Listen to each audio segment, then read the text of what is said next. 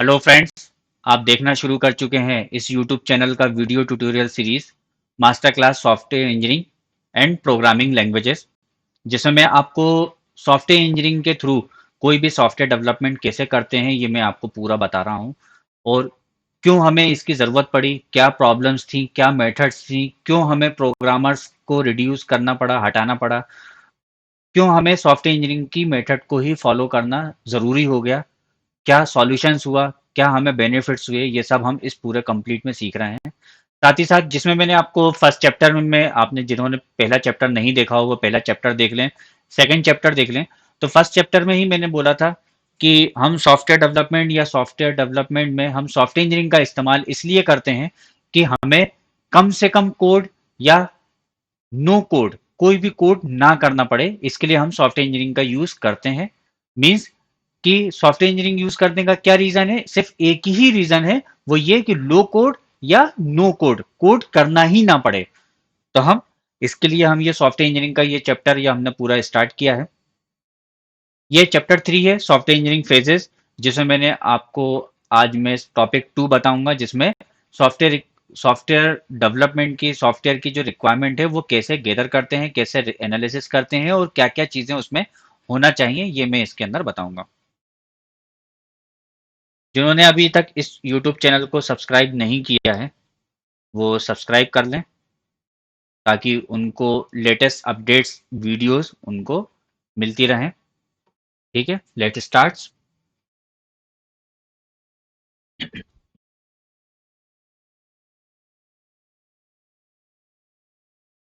अब software requirement specification actually है क्या, क्या चीज़ है सॉफ्टवेयर की।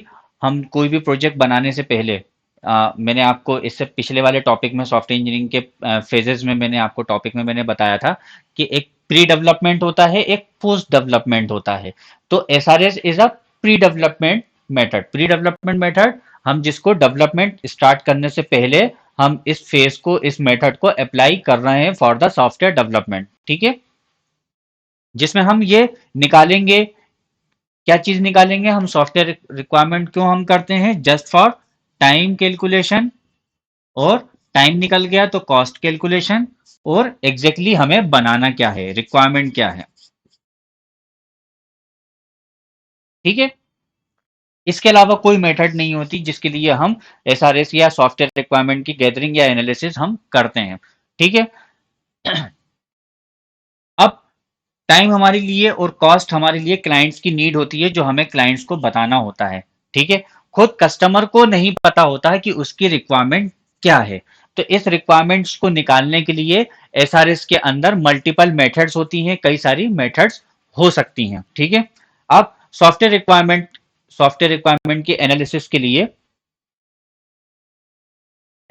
लिए दो, हम इसको दो स्टेप्स में डिवाइड कर सकते हैं। दो स्टेप्स मतलब एक तो ये होगा कि सॉफ्टवेयर की आप रिक्वायरमेंट लिखें, और सॉफ्टवेयर रिक्वायरमेंट का वैलिडेशन। मींस इधर एनालिसिस हो गया, इधर वैलिडेशन हो गया। मींस जो भी हम सॉफ्टवेयर रिक्वायरमेंट का, जो भी हमने गैदरिंग करी है, जो भी रिक्वायरमेंट लिखी है, उसका एनालिसिस, और एनालिसिस के बाद जो फाइनल आउटपुट, जो सॉफ्टवेयर रिक्वायरमेंट का फाइनल जो आउटपुट आएगा, उसका वैलिडेशन। वैलिडेशन कौन करेगा, कस्टमर से डिस्कस करके हमें वैलिडेशंस पता चलेंगे। ठीक है, अब आफ्टर एनालिसिस और वैलिडेशंस, इसके लिए हम कौन कौन से मल्टीपल मेथड्स और इनपुट्स हमारे पास अवेलेबल हैं, जनरलाइजेशंस के साथ मैं आपको बताऊंगा, जो जनरल है, कॉमन है। बहुत स्ट्रॉन्ग मेथड्स के साथ मैं आपको नहीं बताऊंगा।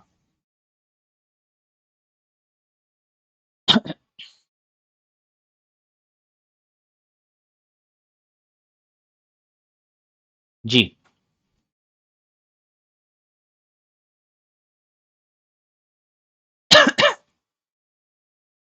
अब क्योंकि जैसा कि मैंने आपको बोला कि कस्टमर को नहीं पता होता कि उसको खुद को नहीं पता होता कि उसको क्या चाहिए।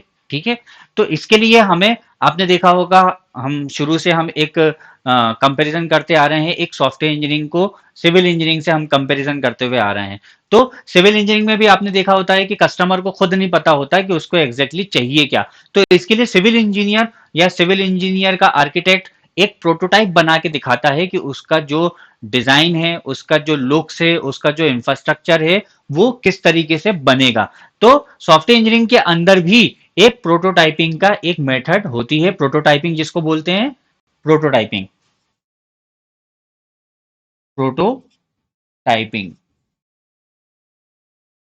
हम प्रोटोटाइपिंग का इस्तेमाल करते हैं। प्रोटोटाइपिंग के अंदर क्या होता है, आप कस्टमर को जीयूआई बेस्ड, जीयूआई बेस्ड उसको बना बना के दिखाएंगे कि सर आपका यहाँ पर फॉर्म्स आएगा, यहाँ क्लिक करेंगे तो ये फॉर्म नंबर 1 खुलेगा, फॉर्म नंबर 1 के अंदर नेम होगा, टेक्स्ट बॉक्स होगा, एक सबमिट बटन होगा, फिर हम यहाँ क्लिक करेंगे तो यहाँ जाएगा, फॉर्म नंबर 3 खुलेगा। ठीक है, मीन्स उसको एक पूरा ग्राफिकल इंटरफेस या प्रेजेंटेशन बना के दिखाना, पूरा कंप्लीट कि कहां पर क्या क्लिक करने पे क्या खुलेगा, क्या इनपुट्स होंगे, कितने इनपुट्स होंगे, ठीक है, कितने इनपुट्स होंगे, कौन से सबमिट बटन पे क्या होगा, कौन सी मेथड्स एक्शंस होंगी, इसकी रिपोर्ट, इस पे क्लिक करने पे क्या होगा, उसकी इस पे क्लिक करने पे रिपोर्ट नंबर 1 खुलेगी, फॉर्म नंबर 4 खुलेगा, रिपोर्ट खुलेगी, इसमें ये फिल्टर होंगे, इधर क्लिक करेंगे तो ऐसा दिखेगा। एक डमी डेटा के साथ हम उसको पूरा कंप्लीट एक graphical user interface, graphical user interface एक प्रोटोटाइप उसको प्रेजेंटेशन उसको प्रोवाइड करेंगे। It's called prototyping. ठीक है, अब प्रोटोटाइपिंग के लिए भी कौन कौन सी चीज, एक तो फर्स्ट एंट्री, एंट्री लेआउट होता है, कहां पर फर्स्ट उसको कहां पर क्या दिखेगा, क्या कहां होगा, मीन्स यहां पर कौन कौन सी चीजें इन्वॉल्व हैं। इस पर सबसे पहला इन्वॉल्व है कि number of inputs, individually forms पे कौन कौन से इनपुट्स, मतलब फॉर्म्स भी आएंगे। ठीक है, फॉर्म से किस बटन एक्शंस पे क्या होगा, मतलब बटन एक्शंस, बटन्स कह सकते हैं और एक्शंस। ठीक है, नंबर ऑफ फॉर्म से, इनपुट से, मीन्स फ्लो भी होगा, कहां पर क्या खुलेगा, लॉगिन करेगा, लॉगिन बटन पे क्लिक करेगा तो क्या खुलेगा, मीन्स फ्लो भी होगा, फ्लो भी होगा। एज वेल एज इसमें क्या चीज है, कलर कॉम्बिनेशन, मीन्स उसका हमारा लुक्स एंड फील कैसा होगा। Getting my point. तो प्रोटोटाइपिंग भी एक मेथड है जहां पर हम प्रोटोटाइपिंग करके हम कस्टमर को, कस्टमर की नीड्स को अंडरस्टैंड करने की कोशिश करते हैं, और कस्टमर उसको भी देख के वो जल्दी बता देता है कि नहीं सर यहाँ पर और अमेंडमेंट करो, यहाँ पर घटाओ, यहाँ पर बढ़ाओ, या जो भी एक्स वाई जेड। ठीक है, अब ये सारी चीजें प्रोटोटाइपिंग एक मेथड हो गई, एक टाइप ऑफ ये सारे सॉफ्टवेयर रिक्वायरमेंट गैदरिंग की एक तरीका हो गया। लेकिन मल्टीपल मेथड्स को भी अप्लाई करके हम सॉफ्टवेयर की रिक्वायरमेंट को गैदरिंग करते हैं, मल्टीपल मेथड्स को अप्लाई करके। मींस अब इसके साथ ही साथ एक चीज एक और जुड़ जाती है, अगर हम ये चीज हमें कहां से आएगी, ये फॉर्म्स हमारे पास कहां से आएगा, इसके लिए हम यूज करते हैं role play. Role play means कोई हमें कोई प्ले रोल नहीं करना है, कोई हमें नाटक नोटंकी नहीं करना है। रोल प्ले का मतलब ये होता है, हर सिस्टम में, हर सॉफ्टवेयर का डेवलपमेंट में, हर ऑर्गेनाइजेशन में एक रोल्स होते हैं। रोल्स मीन्स जैसे अगर मैं स्कूल की बात करूं तो एक रोल्स होगा, प्रिंसिपल एक रोल होगा, टीचर एक रोल होगा, स्टूडेंट एक रोल होगा, means roles play, roles play means जितने भी रोल्स हैं, मीन्स कौन कौन से, फॉर एग्जाम्पल के लिए अगर स्कूल के कंसेप्ट में अगर हम बात कर रहे हैं तो एक प्रिंसिपल होगा, वाइस प्रिंसिपल होगा, डीन होगा, एडमिनिस्ट्रेटर होगा। ठीक है, एडमिनिस्ट्रेटर होगा, टीचर्स कई सारे होंगे लेकिन हम एक टीचर्स लेंगे। अब इसमें टाइप ऑफ टीचर्स भी हो सकते हैं, टाइप ऑफ टीचर्स में एक ट्यूटर गार्जियन होता है।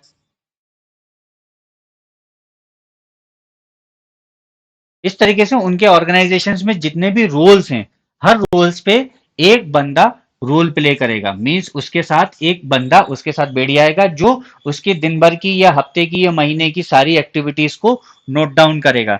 मीन्स जैसे अकाउंटेंट पे एक और बैठ जाएगा, वो वीक्स में क्या करता है, हफ्ते में क्या करता है, डेली क्या करता है, किस तरीके से कौन कौन से फॉर्म सबमिट करेगा, जिससे हम जिससे प्रोटोटाइप बनाने में हमको एक हेल्प मिलेगी, प्रोटोटाइप बनाने में एक हेल्प मिलेगी।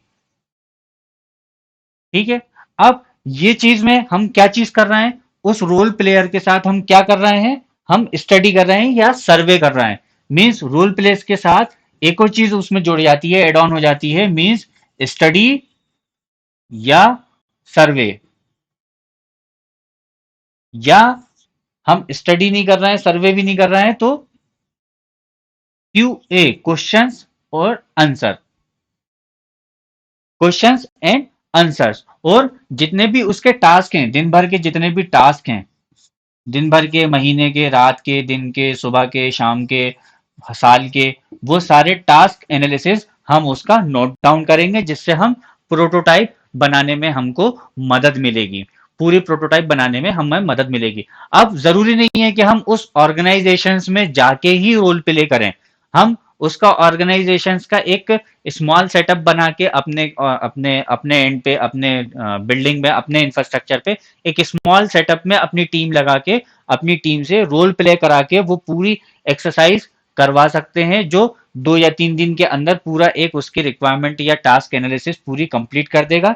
ठीक है। अब इसके अंदर जो सबसे इंपॉर्टेंट जो आ जाता है, सबसे जो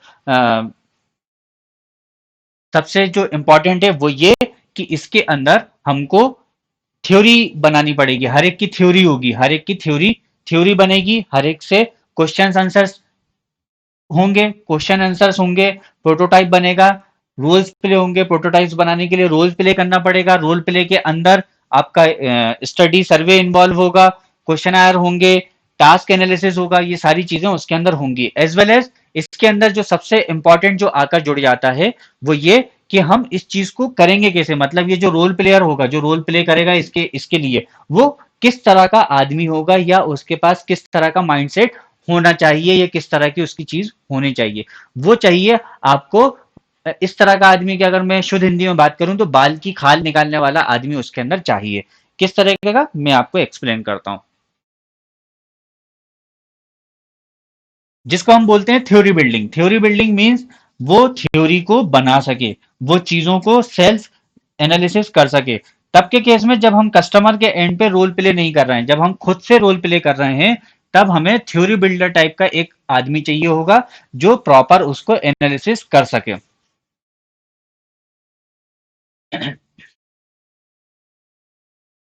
थ्योरी बिल्डिंग में किस तरह का आदमी होना,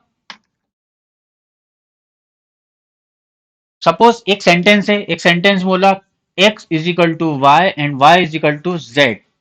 मीन्स अब थ्योरी बिल्डर वाले को अगर मैं बोलूंगा कि भाई साहब इसकी थ्योरी बनाओ, ठीक है, तब वो थ्योरी कैसे बनाएगा। सबसे पहला point, x is equal to y है, y is equal to z है, इसका मतलब x is equal to y है, y है।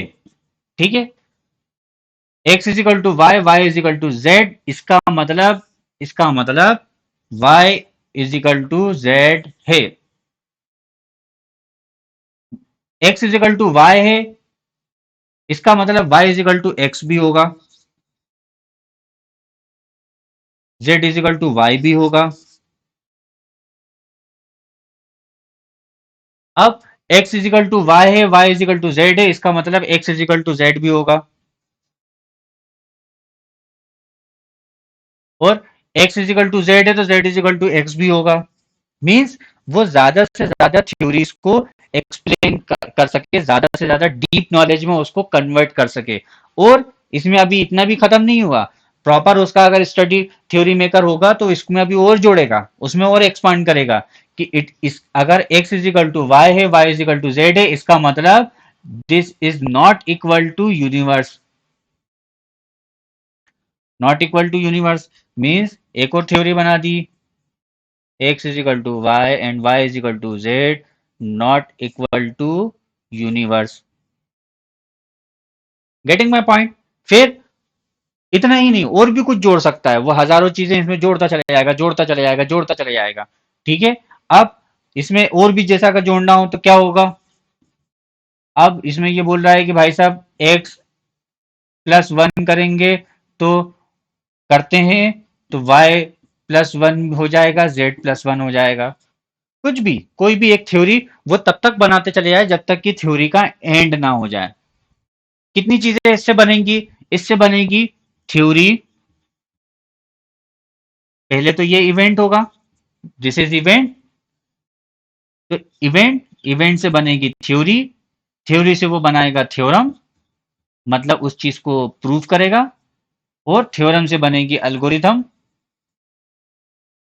और अल्गोरिथम के अकॉर्डिंग आपका बन जाएगा प्रोटोटाइप। या यहाँ पर अगर उसने थ्योरी तक बना लिया तो थ्योरी से बन जाएगी प्रोटोटाइप, जो हमें अगले स्टेप पे बनानी है प्रोटोटाइप। और रोल्स प्ले करना है, रोल्स प्ले में इस तरीके का आदमी होना चाहिए जो थ्योरी बना सके।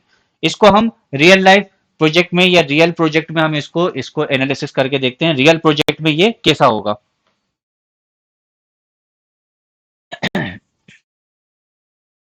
रियल प्रोजेक्ट में मैं बोल रहा हूं, एक स्कूल का, एक स्कूल का स्टूडेंट मैनेजमेंट सिस्टम बनाना है, एक स्कूल का स्टूडेंट मैनेजमेंट सिस्टम बनाना है। अब वो किस तरीके से क्वेश्चंस करेगा? एक स्कूल का school student management plus management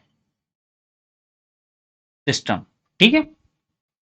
अब वो किस तरीके से क्वेश्चंस को एनालिसिस करेगा, किस तरीके से स्टडी बनाएगा, थ्योरी बनाएगा। नंबर एक, स्टूडेंट है, इट मीन्स कि स्टूडेंट डेटाबेस होना चाहिए, ठीक है। स्टूडेंट है तो स्टूडेंट के ऊपर स्टाफ होना चाहिए, स्टाफ है तो इसका मतलब टीचर होना चाहिए, टीचर है इसका मतलब ट्यूटर गार्जियन भी होगा, ट्यूटर गार्जियन भी होगा। इसका मतलब हमारे पास एक एडमिनिस्ट्रेटर भी होगा, टीचर से इसका मतलब डीन भी होगा, डीन है, टीचर्स हैं, स्टाफ है, इसका मतलब एक प्रिंसिपल होगा, प्रिंसिपल है, मैनेजमेंट है, स्कूल है, इसका मतलब एक डायरेक्टर भी होगा, ठीक है। और अब इनके सब थ्योरी बनाएगा, सब इसके बाद फिर और थ्योरी को एक्सपांड करेगा। स्टूडेंट है मतलब उसका एडमिशन फॉर्म होगा, स्कूल में एडमिशन फॉर्म होगा। स्टूडेंट है इसका मतलब उसकी फीस मैनेजमेंट भी होगी, फी मैनेजमेंट होगा। स्टूडेंट है इसका मतलब उसका एग्जामिनेशन भी होगा, इस एग्जामिनेशन है इसका मतलब रिजल्ट भी होगा, रिजल्ट है इसका मतलब रिजल्ट एनालिसिस भी होगा। स्टूडेंट है, क्लास अटेंड कर रहा है, इसका मतलब उसका अटेंडेंस भी होगा। रिजल्ट है, रिजल्ट एनालिसिस है, तो अटेंडेंस है तो अटेंडेंस एनालिसिस है, ठीक है। इस तरीके से एक होगा। अब अटेंडेंस है, क्लास लग रही है, इसका मतलब क्लास, क्लास का टेबल बनेगी, टाइम टेबल बनेगा। एग्जामिनेशन है मतलब एग्जामिनेशन का टाइम टेबल बनेगा, ठीक है। वो जोड़ता चले जाएगा। अब एडमिशन फॉर्म है, एडमिशन है तो एडमिशन का फॉर्म होगा, एडमिशन फॉर्म है तो एडमिशन का फॉर्म कैसा होगा? उसके अंदर नेम होंगे, नेम है इसका मतलब फर्स्ट नेम होगा, लास्ट मिड नेम होगा, लास्ट नेम होगा।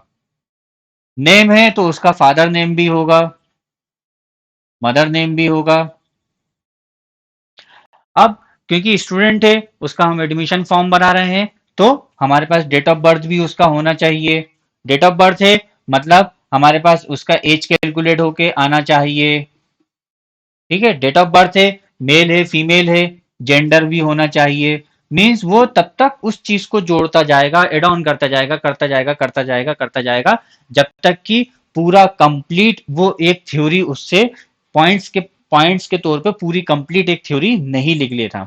अब हम कई दफा अब ये होता है कि हम रोल्स प्ले, अगर ये हमारा इसका बंदा जो स्ट्रांग है तो हमें रोल्स प्ले करने की जरूरत ही नहीं है, हमें इसी से ही वो बगैर क्लाइंट्स को डिस्टर्ब करे, बगैर क्लाइंट को डिस्टर्ब करे, कंप्लीट हमको एक थ्योरी अवेलेबल करा देगा। अगर उसने थ्योरी अवेलेबल करा दी तो हम उसका प्रोटोटाइप बना लेंगे, और प्रोटोटाइप को कस्टमर को हम दिखा देंगे। दिखाने के बाद कस्टमर को हो सकता है फिर भी वो ये बोले कि भाई साहब मेरे को फिर भी नहीं समझ में आ रहा, आप तो सॉफ्टवेयर बना के मुझे दिखाओ। ठीक है, तो हमारे लिए ये पॉसिबल नहीं है कि हम बना के दिखा सकें। हम उस प्रोटोटाइप पे हम उसको सॉफ्टवेयर इंप्लीमेंट करने की कोशिश करेंगे। अब क्या चीज इसके अंदर एक और एड ऑन हो जाएगी, ये एड ऑन होगा कि अब हमारे को कस्टमर ने फिर भी बोला कि यार मेरे को फिर भी अभी कुछ चीजें याद नहीं आ रही हैं, हो सकता है वो चीजें हों। तो कौन कौन सी चीजें इसमें हमें कंपलसरी ही रखना पड़ेगा, जो चीज होनी चाहिए। हो सकता है वो बोलेगा कि यार ये चीज होना ही होना चाहिए, ठीक है, ये इसके बगैर सॉफ्टवेयर होगा ही नहीं। या फिर वो बोलेगा कि यार ये चीज हो जाएगा तो अच्छी बात है, कुछ उसकी विश होगी, कुछ उसके ड्रीम्स होंगे, कि अगर ये चीज हो जाएगी तो वेल एंड गुड। ठीक है, तो हम उसमें उसके एक्सपेक्ट्स को, उसकी जो रिक्वायरमेंट्स को हम कुछ चार चीजों में उसको डिवाइड करेंगे, तीन या चार चीजों में उसको डिवाइड करेंगे। कौन कौन सा? एक तो ये मस्ट हैव। मस्ट हैव मतलब हमारा प्रोटोटाइप और थ्योरी में वो खुद थ्योरी बिल्डर भी बताएगा कि ये तो होना ही चाहिए, इसके बगैर तो होगा ही नहीं, इसके बगैर तो सॉफ्टवेयर कहलाएगा ही नहीं, इसके बगैर एडमिशन फॉर्म होगा ही नहीं, इसके बगैर स्टूडेंट मैनेजमेंट होगा ही नहीं, इसके बगैर फीस मैनेजमेंट होगा ही नहीं। इसका मतलब वो चीज होना ही होना चाहिए, अगर वो चीज मिसिंग होती है तो हमारा सॉफ्टवेयर सॉफ्टवेयर नहीं कहलाएगा, या हमारा वो स्टूडेंट मैनेजमेंट नहीं कहलाएगा। मस्ट हैव होना चाहिए। Second point, should have. Should have means कि अगर ये चीज होनी चाहिए, ये चीज होनी चाहिए, ये चीज होनी चाहिए, अगर जैसे मैं डेट ऑफ बर्थ कलेक्ट करूं तो एज कैलकुलेट होना चाहिए, ये हो तो ये होना चाहिए, ये हो तो ये होना चाहिए। मस्ट हैव मतलब अगर बगैर डेट ऑफ बर्थ के तो एडमिशन फॉर्म नहीं हो सकता, मींस मस्ट हैव। और डेट ऑफ बर्थ में जैसे मैं डालूं तो उसको ऑटोमेटिक एज कैलकुलेट होके चला जाए, इट मींस शुड हैव, ये होना चाहिए। तो इट्स इस तरीके से हम सॉफ्टवेयर को एक डिविडेंड देते हैं कि मस्ट हैव मतलब हम उसको, हो सकता है मस्ट हैव का एक हमने सिंबल बना लिया कि मस्ट हैव, शुड हैव का हमने एक सिंबल बना लिया डॉलर, मतलब इट शुड भी होना चाहिए। मस्ट हैव ये तो होना ही चाहिए, इसके बगैर तो सॉफ्टवेयर होगा ही नहीं। इट मीन्स कि शुड हैव का मतलब कि ये चीज होना चाहिए। एक हो जाएगा could have.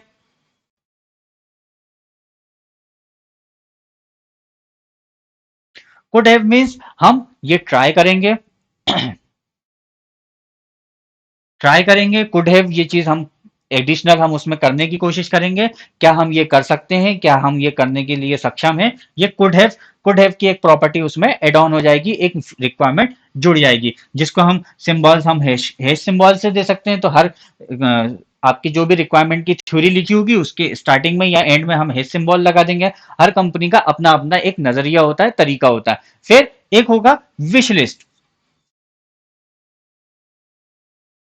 Wish list, what do you mean by wish list? हो सकता है कुछ उसने अजीबोगरीब चीजें बता दी हो जो प्रोग्रामिंग से पॉसिबल ना हो, उसके लिए हमें कोई दूसरी टाइप की कोई मेथड लगानी पड़े, एआई लगानी पड़े, या प्रोग्रामिंग में भी उसको हमें बहुत ज्यादा उसकी प्रोग्रामिंग लिखनी पड़े, बहुत ज्यादा कोडिंग लिखनी पड़े, या कोई ट्रिकी ट्रिकी अगर हो, ट्रिकी मतलब ट्रिकी है वो चीज,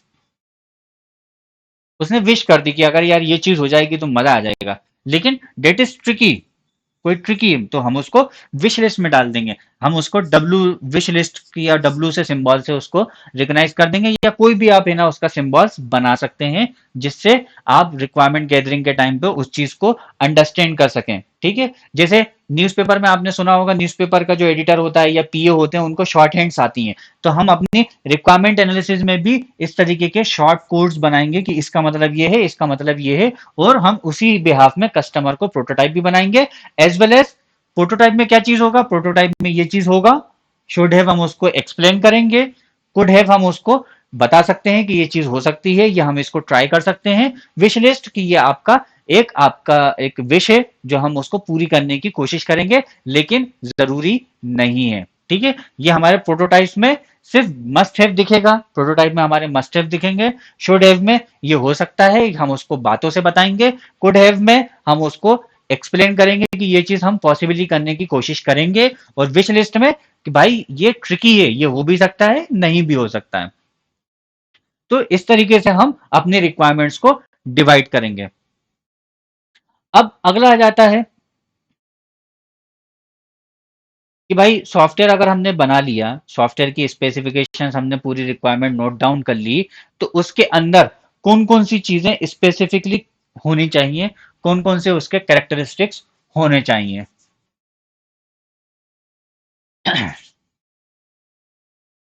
कौन कौन से कैरेक्टरिस्टिक्स हो सकते हैं?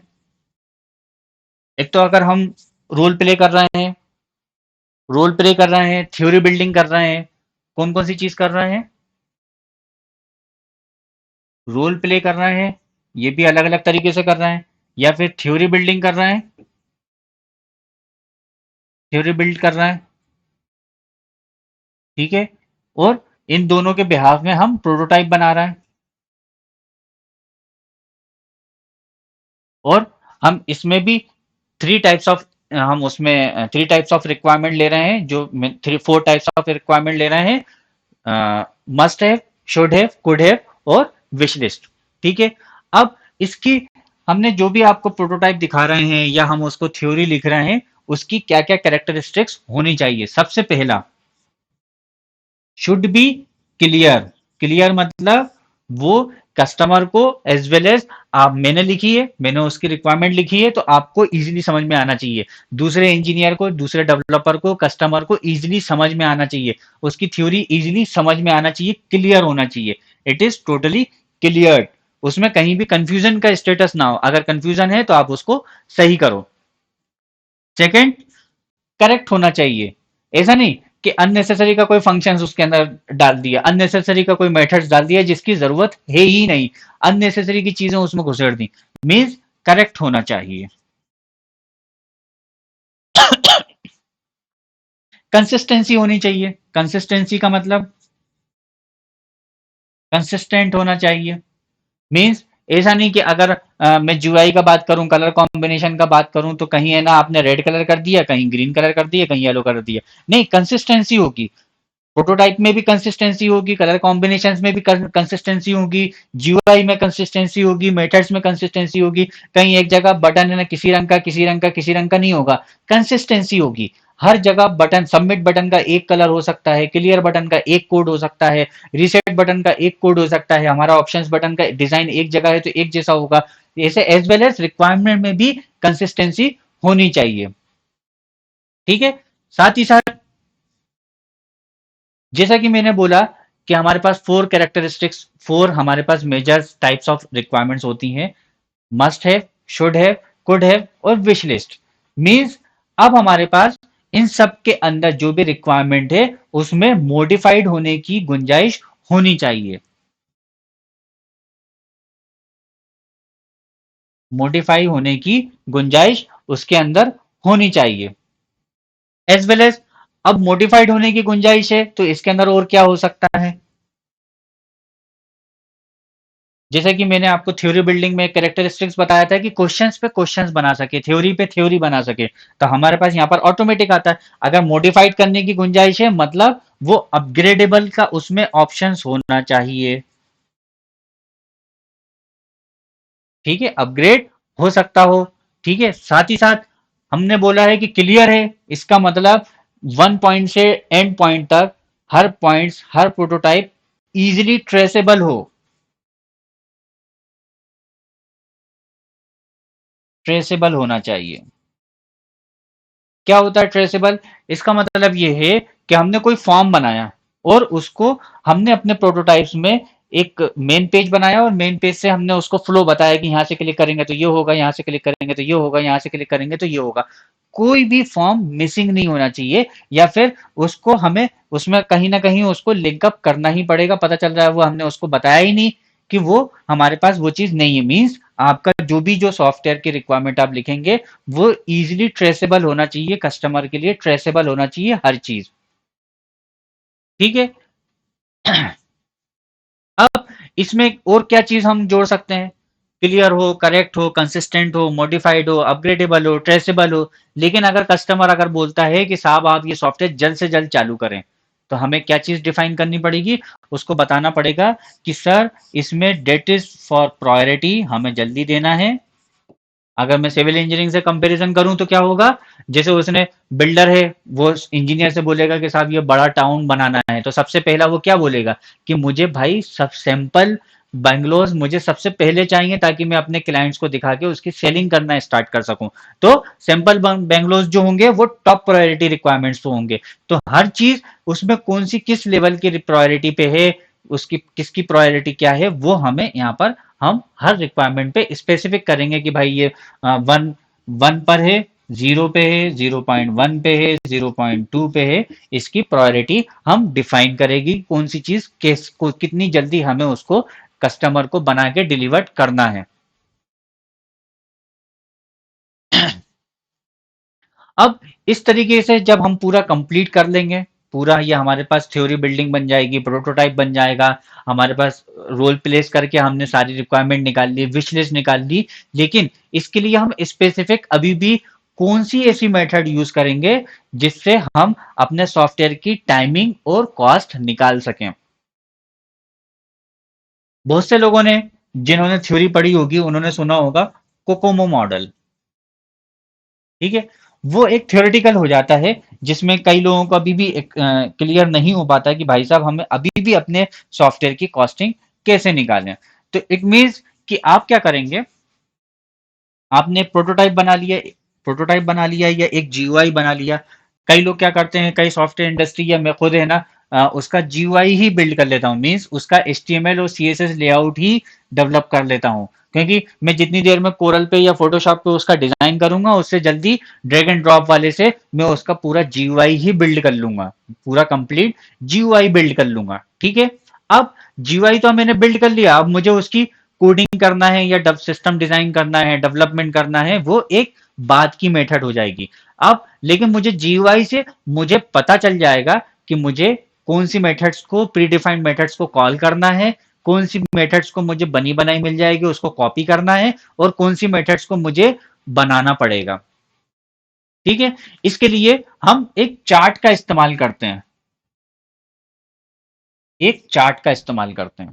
ठीक है, कैसे, जैसा कि मैंने स्टार्टिंग में बोला था कि हम सॉफ्टवेयर इंजीनियरिंग का जो इस्तेमाल करते हैं वो एक कंसेप्ट को लेके चलते हैं जो कि आज की ट्रेंडिंग कंसेप्ट है, कि हम सॉफ्टवेयर डेवलपमेंट या सॉफ्टवेयर बनाने में हम इस वाले कंसेप्ट को यूज करेंगे, एलसी और एनसी, मींस लो कोड नो कोड। पहला तो क्या, नो कोड, हम कोडिंग करेंगे ही नहीं।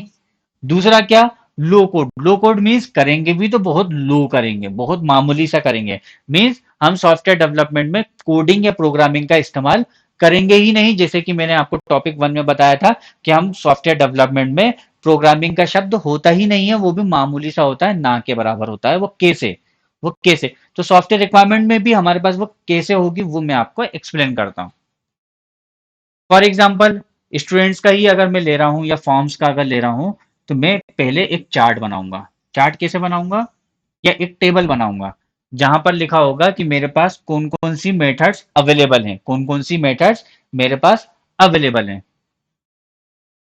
मीन्स कौन कौन से ऐसे प्लग्स हैं, मॉड्यूल्स हैं, या कौन कौन से ऐसे फंक्शंस हैं, मेथड्स हैं जो मेरे पास ऑलरेडी बिल्डअप हैं। मुझे उसके लिए दोबारा लिखने की जरूरत नहीं है, बस मुझे उस मेथड को कॉपी करना है और उस पैरामीटर को कॉल करना है। ठीक है, जैसे अगर मैं स्टूडेंट का फॉर्म बना रहा हूँ, स्टूडेंट का फॉर्म बना रहा हूँ, तो उसमें क्या होगा, date of birth, first name डाला, लास्ट नेम डाला, फादर नेम डाला, मदर नेम डाला, डेट ऑफ बर्थ डाला, डेट ऑफ बर्थ डाला, तो टेक्स्ट बॉक्स के फोकस पे, टेक्स्ट बॉक्स के फोकस पे, फोकस आउट पे हम एज कैलकुलेट करेंगे। मींस हमारे पास एक मेथड प्री डिफाइंड पहले से ही बनी हुई है, जिसमें हम डेट पैरामीटर हम डालते हैं, तो वहां से रिटर्न में हमको करंट डेट से एज कैलकुलेट होके आती है, मींस एज कैलकुलेटर पहले से ही होगा हमारे पास।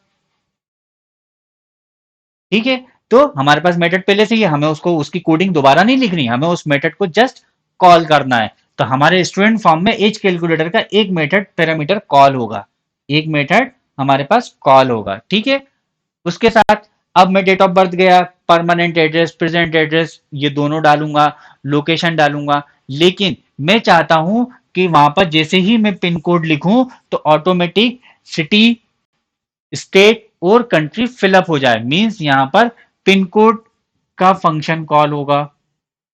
पिन कोड फंक्शन कॉल करने का क्या है, जहां पर हम पिन कोड को इनपुट करेंगे, जहां से रिटर्न में हमें सिटी स्टेट कंट्री रिटर्न आएगा। कई सारे फॉर्म्स में आपने देखा होगा, मीन्स हमें स्टूडेंट फॉर्म में एक हमें पिन कोड फंक्शंस को जस्ट कॉल करना है, उसकी कोडिंग को जस्ट कॉपी पेस्ट करना है, उसका डेटाबेस को जस्ट कॉपी पेस्ट करना है, हमें कोडिंग लिखनी नहीं है। हमें उसके टेक्स्ट बॉक्स के फोकस आउट पे हमें वो फंक्शंस मेथड जस्ट कॉल करना है, लिखनी नहीं है उसकी कोडिंग। ठीक है, हम कौन से कंसेप्ट को फॉलो कर रहे हैं, एल सी एन सी, हमें उस फंक्शंस को कॉल नहीं करना है। ये सिंपल सा एक एग्जांपल है, ऐसे कई सारे मेथड्स आपके पास प्री इंप्लीमेंटेड होंगे। अब पिन कोड पे गए, हमने एड्रेस भर दिया, प्रेजेंट एड्रेस भर दिया, इस तरीके से मल्टीपल ऑप्शन, लास्ट ऑप्शन जो होगा एक सबमिट बटन होगा। सबमिट बटन पे कौन सा ऑपरेशन कॉल होगा, सबमिट बटन पे आपका इंसर्ट क्वेरी कॉल होगी, मींस सबमिट फंक्शन एक बनेगा जिसके अंदर हम जितने भी इनपुट्स फंक्शंस हैं उसका एक पैरामीटर, एक फंक्शन कॉल करेंगे, सबमिट मेथड फंक्शंस कॉल करेंगे, जिसके अंदर भी एक और मेथड कॉल हो रही होगी, इंसर्ट मेथड एक कॉल हो रही होगी, इंसर्ट मेथड एक कॉल हो रही होगी। वो भी इंसर्ट मेथड की जो क्वेरी होगी, जो डेवलप्ड होगा, वो प्रोग्रामिंग जो होगी उसकी ऑलरेडी बिल्टअप होगी, जहां पर हम कैरेक्टर से इनपुट्स का एक सेट उसको ट्रांसफर करेंगे, उससे वो फंक्शन सेल्फ उसकी क्वेरी डेवलप करेगा, सेल्फ उसको टेबल्स के अकॉर्डिंग उसको डेटा को इनपुट्स करेगा, इंसर्ट करेगा, हमें उसकी कोडिंग दोबारा नहीं लिखनी। एज वेल एज उस फॉर्म्स की रिपोर्ट्स करनी है, मतलब सेलेक्ट फंक्शंस ऑलरेडी बना होगा, हमें उस फॉर्म पे कुछ अपडेट्स करना है तो ऑलरेडी उसके फंक्शंस बने होंगे। ठीक है, स्टूडेंट्स फॉर्म का फॉर्म्स प्रिंट करना है, मतलब उसका फंक्शंस उसका टेम्पलेट के अकॉर्डिंग प्रिंट फंक्शंस ऑलरेडी बना होगा, ऑलरेडी बना होगा। लेकिन कुछ ऐसी मेथड्स होंगी जो हमें न्यू बनानी पड़ेगी, मींस हम यहाँ पर एसआरएस में चार्ट में हम बताएंगे कि न्यू या स्टार लगा देंगे या कोई सिंबल, हमारा एक पर्टिकुलर सिंबल बना लेंगे जो हमें इंटरनली उसको हम अंडरस्टैंड कर सकते हैं। मींस हमें ये मेथड डेवलप करनी है, मतलब अब हम प्रोग्रामिंग कहां पर कर रहे हैं, जस्ट वो प्लग्स पे, ये प्रोग्रामिंग पे जो हमारे लाइब्रेरी में पहले से डेवलप प्री डेवलप्ड नहीं है, और वो डेवलप्ड होने के बाद भी अगेन लाइब्रेरी में आएगी, फिर उसके बाद वहां पर यूज होगी। मींस हम जब भी कोई कोड करेंगे, प्रोग्राम करेंगे, फंक्शंस बनाएंगे, वो फंक्शंस और मेथड कोड रियूज के फॉर्म में ही उसको हम बनाएंगे।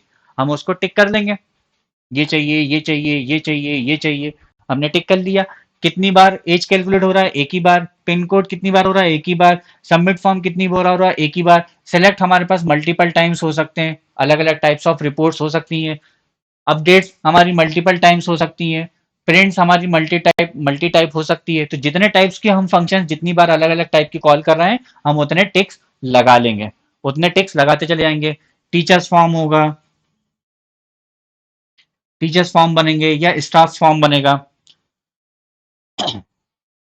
तो इस तरीके से कई सारे हम टिक्स लगा लेंगे जहां पर हम प्री डिफाइंड मेथड्स को हम कॉल कर रहे हैं, प्री डेवलप्ड मेथड्स को हम कॉल कर रहे हैं। ठीक है, और लास्टली हम सिर्फ टिक्स को काउंट करेंगे, सिर्फ टिक्स को, किसी में एक टिक होगा, किसी में मल्टी टिक्स होंगे, किसी में एक टिक होगा, किसी में बहुत सारे टिक्स होंगे, तो हम ये सारे टिक्स को कॉल कर लेंगे, मतलब। और एज वेल एज ये जो हम न्यू डेवलपमेंट कर रहे हैं, ये हमारा न्यू डेवलपमेंट अब फ्यूचर के हर प्रोजेक्ट्स में वो पहले से ही प्री बिल्ड होगा, तो हम इसको कॉस्टिंग में इन्वॉल्व नहीं करेंगे क्योंकि हम उसको बनवा रहे हैं। अब इसके लिए न्यू न्यू मेथड बनवाने के लिए आप है ना, कोई प्रोग्रामर से फ्रीलांस के तौर पे भी आप डेवलप करवा सकते हैं, या आपके पास हायर्ड प्रोग्रामर से भी उसको इम्प्लीमेंट करवा सकते हैं। मींस अगली बार उसको हमें बनाने की जरूरत नहीं है, और बाकी जो डेवलपर होगा वो जस्ट आपकी सिस्टम डिजाइन या रिक्वायरमेंट स्पेसिफिकेशंस के अकॉर्डिंग उस जीयूआई फॉर्म पे उस बटन क्लिक पे जस्ट उसकी मेथड्स को कॉल करेगा, मेथड को कॉपी करेगा, पेस्ट करेगा, और पैरामीटर पास करके उस मेथड को कॉल करेगा। वहां पर कोई भी वो नई कोडिंग नहीं लिखेगा। ठीक है, कोडिंग उसको कहां लिखनी पड़ेगी, कस्टमर की थीम डिजाइन करने के लिए उसको कोडिंग लिखनी पड़ेगी, मींस लो कोड। कस्टमर की थीम डिजाइन करने के लिए, एचटीएमएल का लेआउटिंग डिजाइन करने के लिए, फ्लो करने के लिए, सीएसएस करने के लिए उसको थोड़ा बहुत दिमाग खर्च करके उसको बनाना पड़ेगा। लेकिन प्रोग्रामिंग करने का जो कंसेप्ट है वो नो कोड पे आ जाएगा, हमें कोड नहीं करना। आप किसी से उस कोड को आप बनवा लेंगे, उसकी प्रोग्रामिंग बनवा लेंगे, वो आपकी लाइब्रेरी में आ जाएगी और आप बनाना शुरू कर देंगे। अब इसको किस तरीके से कैलकुलेट करेंगे, कॉस्टिंग किस तरीके से कैलकुलेट होगी?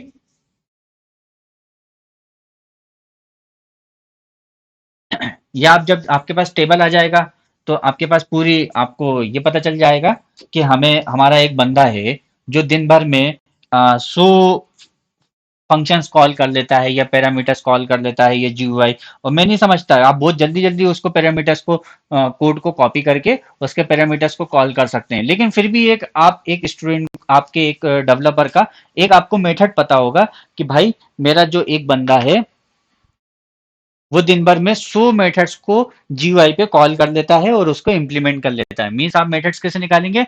मेरे टोटल नंबर ऑफ टिक्स कितने निकले, टोटल नंबर ऑफ टिक्स कितने निकले, मतलब मेरे को टोटल नंबर ऑफ मेथड्स कितनी बार कॉल करनी है, तो मैंने वो निकाल लिया। फॉर एग्जाम्पल 5000 लिख लिया, ठीक है, 5000 टिक्स निकले। और मेरा एक डेवलपर या मेरा एक इम्प्लीमेंटर दिन भर में 100 कर पाता है। मीन्स दिन भर में एक इम्प्लीमेंटर या एक डेवलपर दिन भर में कितनी कर पाता है? 100। ठीक है, अगर एक दिन में 100 हो रहा है तो हमें कितने नंबर ऑफ डेज मिल जाएंगे? एक दिन में वो 100 कर रहा है तो कितने दिन मिलेंगे हमको? डेज निकल आएंगे, number of days required, number of days required कितने? 100 से मैं इसको डिवाइड करूंगा तो कितने? 50 डेज। ठीक है, अब 50 डेज अगर मैं नंबर ऑफ डेवलपर अगर बढ़ा देता हूं, 10 कर दूं या 5 कर दूं, 5 डेवलपर कर दूं तो मेरा ये कितना हो जाएगा? 10 डेज में हो जाएगा। मीन्स हमारा प्रोजेक्ट 10 डेज में हम पूरे फंक्शंस कॉल करके उसको हम इंप्लीमेंट कर देंगे। प्लस 10 डेज जितना मेरा 10 डेज डेवलपमेंट का आ रहा है मैं उतना ही मान के चल रहा हूं कि मेरा जो जीयूआई टीम होगी, जो थीम बिल्डिंग की जो टीम होगी, वो उसकी थीम भी उसको 10 डेज में बना लेगी। साथ ही साथ में कंटिन्यूसली वो थीम पे भी काम कर रही होगी, उसकी थीम बिल्डिंग पे भी काम कर रही होगी। और हो सकता है कि थीम बिल्डिंग हमें बनानी ही नहीं पड़े क्योंकि ऑलरेडी हमारा सब चीज कलर कॉम्बिनेशन वगैरह पहले से ही डिफाइंड है। तो मीन्स हमें उसको जस्ट उसकी CSS हमें डिफाइन करनी है और HTML और फ्लो हमें डिफाइन करना है। मीन्स LC NC का जो हम कोड जो हम फॉलो कर रहे हैं, LC और NC, ये हमारे पास ये रूल फॉलो होता है कि आपको लो कोड विथ नो कोड, हम डेवलपमेंट प्रोग्रामिंग के लिए कोई कोड नहीं लिख रहे हैं। मीन्स हमने इसका भी 10 डेज ले लिया तो हमारे पास जो प्रोजेक्ट का आ गया 20 डेज आ गया, 20 डेज आ गया। और ये भी पता चल जाएगा कि मेरे पास 5 डेवलपर लग रहे हैं, GUI का एक लग रहा है, थीम डेवलपर लग रहा है, तो इस तरीके से उनका हमें दिन पता चल जाएगा कि कौन कितने दिन काम कर रहा है। मीन्स 5 डेवलपर इस पे लगे हैं, 5 इस पे लगे हैं, और दोनों ही साइमल्टेनियसली काम कर रहे हैं, मतलब डिवाइड बाय टू टीम्स। तो ये प्रोजेक्ट अगेन 10 डेज में हमारा प्रोजेक्ट कंप्लीट हो जाएगा। बाकी हम कुछ इंस्टॉलेशन, सपोर्ट्स, मेंटेनेंस और उसका नोट्स बनाना, उसके ट्यूटोरियल्स बनाना, उसका हम इसी को फिर से हम उसमें जोड़ लेते हैं कि सामने वाला नंबर ऑफ फॉर्म्स के अकॉर्डिंग मान लीजिए कि हमारे कितने, ये 5000 हमारे तो क्या आ रहे हैं? फंक्शंस कॉल आ रहे हैं, लेकिन नंबर ऑफ फॉर्म्स कितने हैं? नंबर ऑफ फॉर्म्स मान लीजिए हमारे 50 हैं, और दिन भर में हम 10 ट्यूटोरियल्स बना लेते हैं। इसका मतलब हम 5 डेज में ट्यूटोरियल बन जाएगा। मतलब आफ्टर डेवलपमेंट उसका ट्यूटोरियल बनना शुरू होगा, कस्टमर को गाइडलाइन बनाना शुरू करेंगे, मतलब 5 डेज। ठीक है, हमको 5 डेज के साथ ही साथ हमारा एक ही साथ उसी टाइम पे साइमल्टेनियसली एक बंदा ट्यूटोरियल में लगेगा तो एक बंदा इंस्टॉलेशन में लगेगा, जो मान के चलते हैं कि वो 5 डेज में पूरा कंप्लीट कर देगा। साथ ही साथ इंस्टॉलेशन प्लस क्वालिटी एश्योरेंस और टेस्टिंग ये भी हो जाएगी, मतलब एक बंदा हमारा टेस्टिंग पे लगेगा, एक बंदा हमारा क्वालिटी एश्योरेंस पे लगेगा। ठीक है, अब कैसे निकला?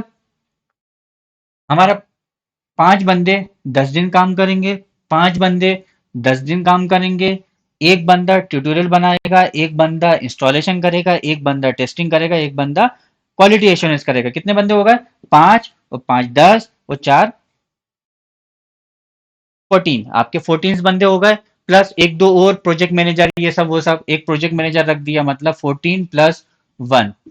ठीक है, आपके 15 लोगों की एक टीम बन जाएगी, जिसमें हमें मालूम होगा कि प्रोजेक्ट मैनेजर की सैलरी कितनी है, इन 5 बंदों की सैलरी कितनी है, इन 5 बंदों की सैलरी कितनी है, इसकी कितनी है, इसकी कितनी, इसकी कितनी, इसकी कितनी, और प्रोजेक्ट मैनेजर की कितनी। तो इन सब की हम सैलरी कैलकुलेट कर लेंगे।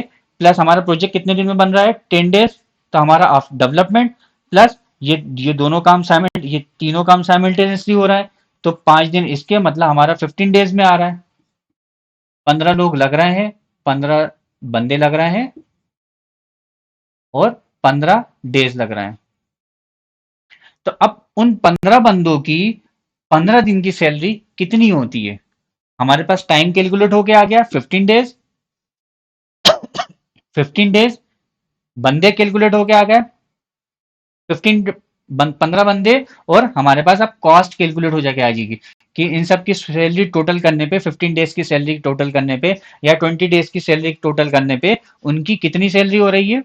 अब 15 डेज में उसने संडे छुट्टी भी ली होगी, लीव भी ली होगी, कोई आगे पीछे भी कर सकता है, बड़ा घटा सकता है, कोई 1-2 दिन बीमार भी पड़ जाएगा, तो हम थोड़े से एडवांस डेज ले लेंगे, मतलब मैं उसको 1 मंथ ही मान लूंगा।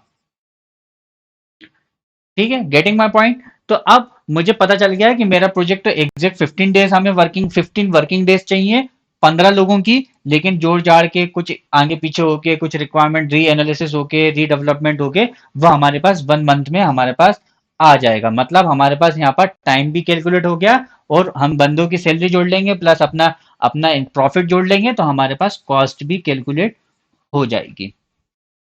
ठीक है। अब यही सब मेथड्स, इसी तरह की बहुत सारी मेथड्स होती हैं जो इंडस्ट्री में यूज होती हैं, जिसमें सबसे बेसिक मेथड वो ये है जो आप यूज कर सकते हैं। जो आपको चार्ट्स के फॉर्म बनाना है, उससे पहले प्रोटोटाइप बनाना है, रोल्स प्ले करना है, आपको थ्योरी बिल्डिंग करनी है।